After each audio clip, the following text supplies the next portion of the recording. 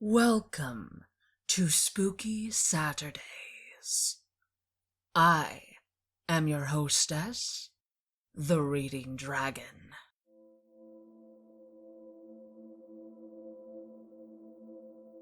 Now, I work nights at my current Muggle job, and after reading what the main character in this story goes through at his, what happens at my job are nothing compared to what he goes through. Author Ron Ripley writes about what happens to Alan during his graveyard shift.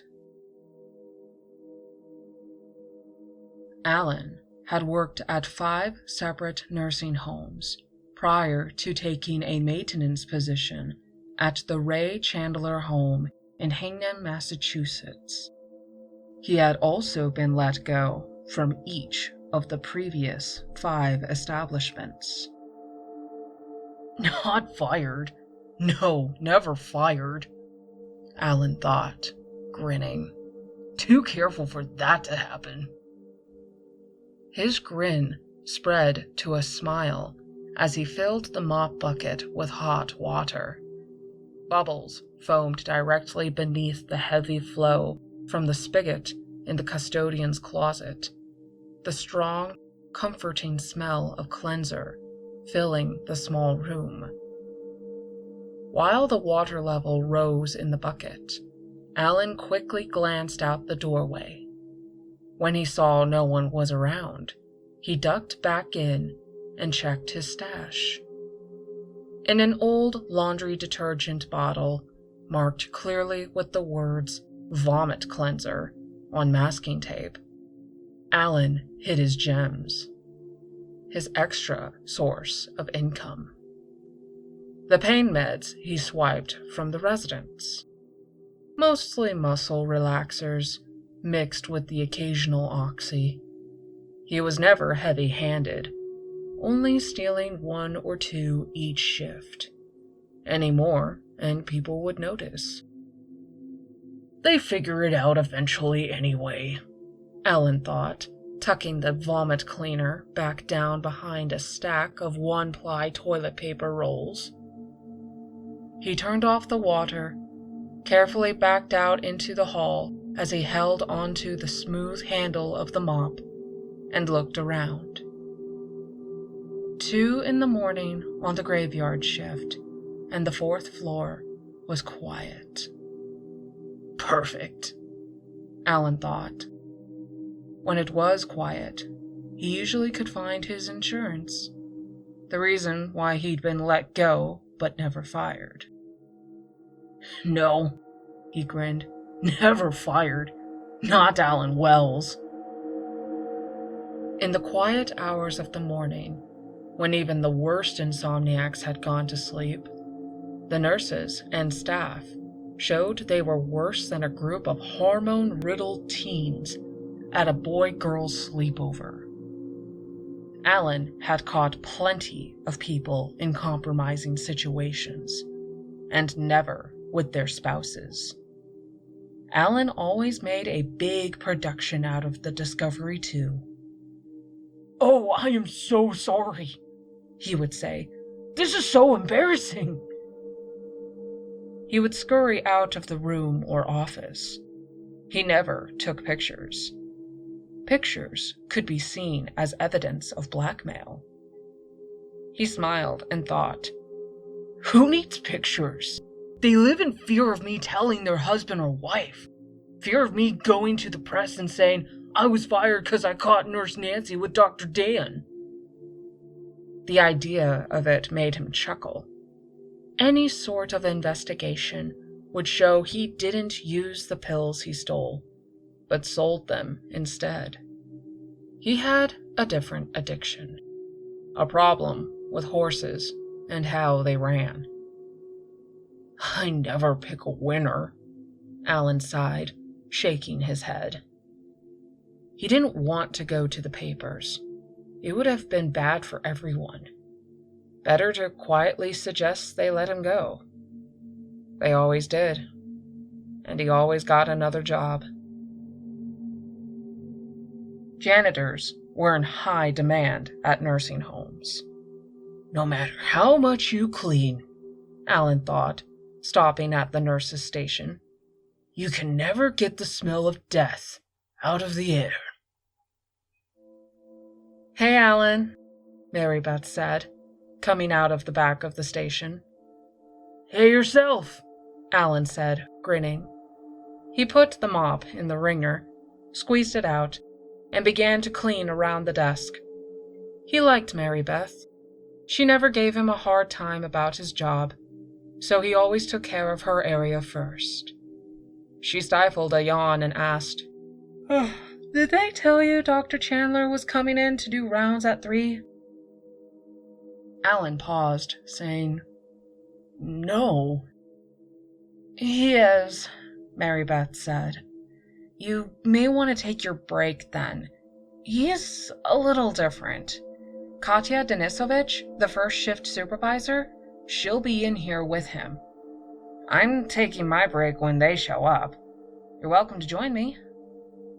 Thanks, Alan said. But I've got to leave early, so no break for me. Just a quick cigarette. But I'll take it at 3 to be on the safe side.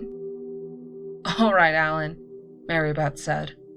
She yawned again, shook her head, and started to work on the computer. Alan whistled to himself as he mopped the floor. He moved steadily away from the nurse's station. Dr. Chandler's coming in, Alan thought happily. And with the head nurse at 3. 3 in the morning. Sometimes, he thought, whistling a little louder, it's just too easy. For nearly an hour, Alan worked steadily, attempting to clean the uncleanable. At 2:55 a.m., Mary Beth found him. You may want to grab that cigarette now, Alan, she said softly. They're here. Thanks, he said, pushing the mop and bucket into a corner by a fire door. I'll grab my smokes and be outside. She nodded. Do yourself a favor. Stay out there until you see them leave, all right? It's best to give them their alone time. Sure thing. Mary Beth smiled, glanced nervously back towards the center of the wing, and then left. Alan wandered back to the custodian's closet and went in and got his cigarettes and lighter out of his coat pocket. He made sure to pass by the nurse's station so he could get a look at the lovebirds. They were the oddest couple he had ever seen. Katya Denisovich was middle-aged, shorter than average, and she looked as though she could have worked in a circus as a strongman. Her face was broad, slightly tanned, and topped with platinum blonde hair kept in a neat bun at the back of her head. Dr. Chandler was the polar opposite. He was tall, almost freakishly so, and looked as though he would hit his head if he didn't duck when he passed through a doorway. His skin was exceptionally pale and seemed as though it was paper thin. His arms and legs were longer than they should have been, bare wrists showing where his shirt sleeves ended. He was bald, too, and his skull was slightly elongated, almost coming to a point in the back. I might have to take pictures of this, Alan thought gleefully as he kept a solemn expression on his face. Bet I could sell them to some dirty website. He smiled at the curious couple, received near simultaneous nods in reply, and made his way to the elevator. He rode it down to the ground floor, hurried over to the service elevator, and took it to the 3rd floor. The trick, he reminded himself, was to be quick and quiet. From the 3rd floor, he took the back stairs to the 4th, and slipped out onto the wing. He stood in the corner by his mop and bucket and listened. It won't be long now, he thought. Over the years, Alan had learned how to be patient, so he waited, and he listened. Soon he heard them, the noises coming from Mr. Gunderson's room. Alan sighed, disgusted. Poor Mr. G, he thought. The old man has the room to himself, and they do it in there while he's sleeping? He shook the disgusted feeling off and crept along the hall to Mr. Gunderson's room. Mr. Wilkins, Gunderson's former roommate, had passed away the week before. People usually got new roommates quickly, but not Mr. Gunderson. Bet this is why, Alan thought, nearing the open door. So they can have their little meetings, guys on so many meds he'd never notice what they're up to. Alan stopped at the placard under the room number and listened. One of the room's beds creaked and groaned. Someone was panting and moaning, the bed occasionally slamming into the wall. A smile moved across Alan's face, and he quickly got it under control. It wouldn't do to look like the cat who caught the canary, not when he needed to pretend surprise. Alan took a deep breath, allowed a mask of innocence to slip over his face, and he stepped into the doorway. I'm sorry, Alan started, but the rest of the sentence died in his mouth. The scene before him robbed him of the ability to speak, almost of the power to think. Mr. Gunderson was on his bed, the blankets thrown off and lying in a heap on the linoleum floor. His flannel pajama shirt was torn open, the buttons shining in the pale light of the bed table's lamp. Pale skin, splashed with dark red blood, greeted Alan's eyes, as did the sight of Katya Denisovich perched on the old man's frail legs. Her hands were wrist deep in Mr. Gunderson's open stomach, some unknown organ held lovingly in front of her. The same blood which stained the old man's flesh was spread around her lips, the muscles in her jaw moving steadily as she chewed her grim food. And Katya was looking at Alan. Her eyes were a brilliant, breathtaking blue, and Alan found he couldn't look away from her. She swallowed, took another bite of the recently deceased Mr. Gunderson's inner works, and never took her gaze from Alan. Run! He told himself. His legs wouldn't obey. Turn around and run! He commanded. His body refused, and he remained perfectly still, unable to move or stop watching the horror before him. The whisper of a footstep reminded him of Dr. Chandler. The tall man ducked his head and stepped out of the darkened bathroom. He looked curiously at Alan, and then to Katya. The doctor's voice was deep and grating as he spoke to the woman, the words unintelligible, a language Alan had never heard before. Katya nodded, placed the remnants of the organ on Mr. Gunderson's thin chest, and climbed down.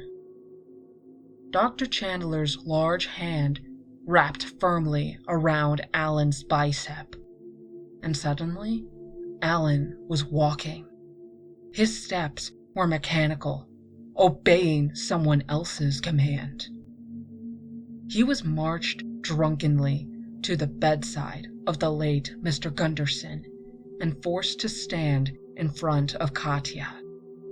The woman picked up a wet wipe from the bed table, tore the small package open, and removed the thin, soft paper from within. In silence, she unfolded it, the sharp smell of the cleanser stinging Alan's nose. With careful, delicate movements, she cleaned the blood from her face and hands. Finally, she deposited the wipe upon the organ and looked at Alan.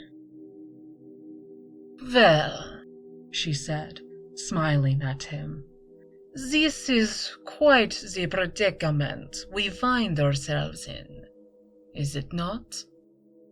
Alan wanted to answer, but found he couldn't. "No," Katya said. "You can't answer me. I don't want you to. I've heard enough whining from the likes of you for one day. The amount of prattling you all do is mind-numbing." Dr. Chandler asked her a question in their strange language, and she nodded, smiling. "My familiar is quite concerned about you," Katya said, walking to Mr. Gunderson's easy chair and sitting down.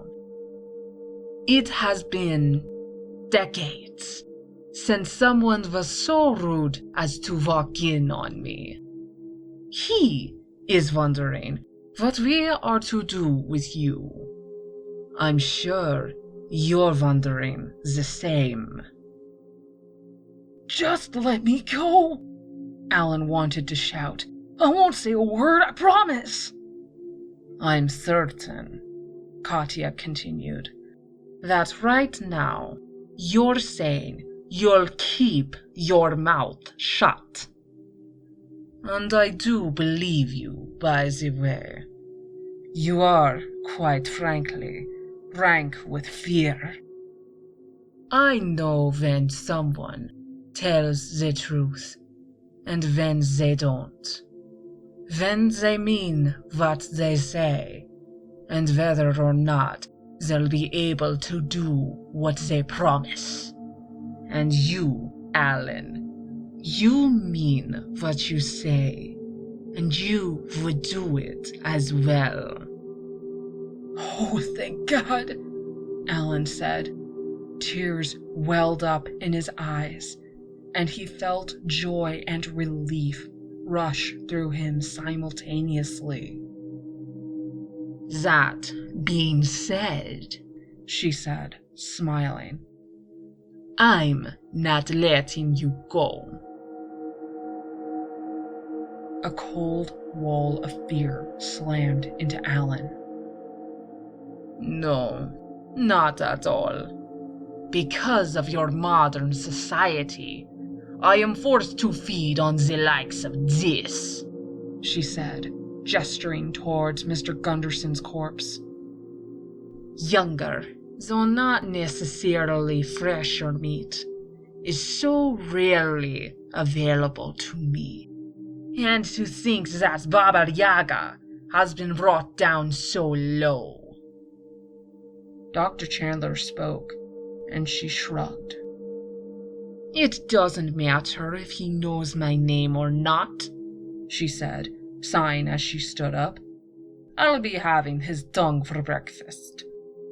Bring him home, my dear. I shall see you as soon as I've finished my dinner." Panic swarmed over Alan as he turned. Dr. Chandler stood directly behind him. The man's pale face was emotionless, expressionless. His features were mask-like, no more real than a child's Halloween costume. With his heart thundering in his chest, Alan tried to run past the man. Dr. Chandler's great hands were too fast. A blur of movement, and Alan was slapped backward.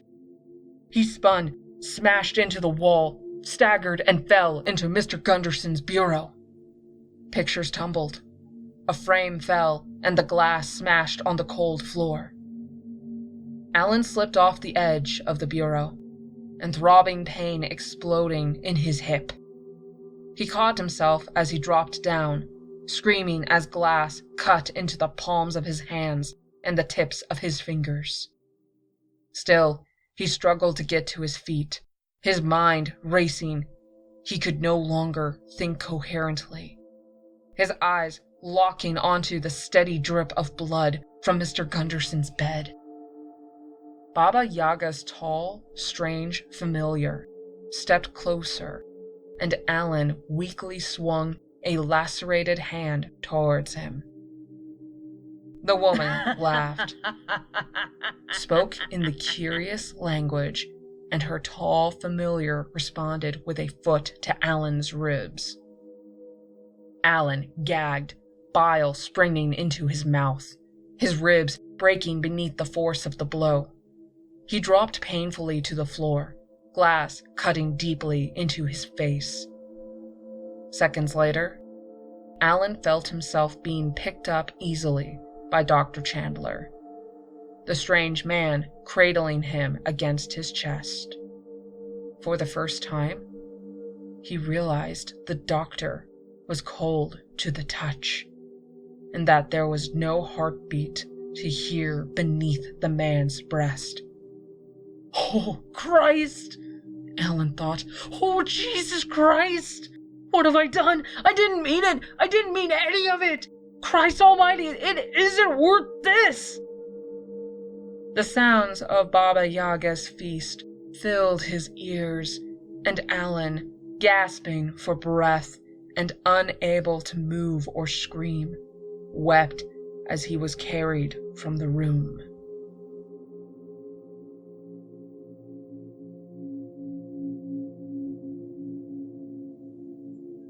Thank you for listening to my narration of this story. If you like my narration and want to hear more, please hit that like button, subscribe, ring the notification bell, and follow me on Twitter at Ava2star so that you can be notified of when I post a new video. Thank you again for listening to The Reading Dragon.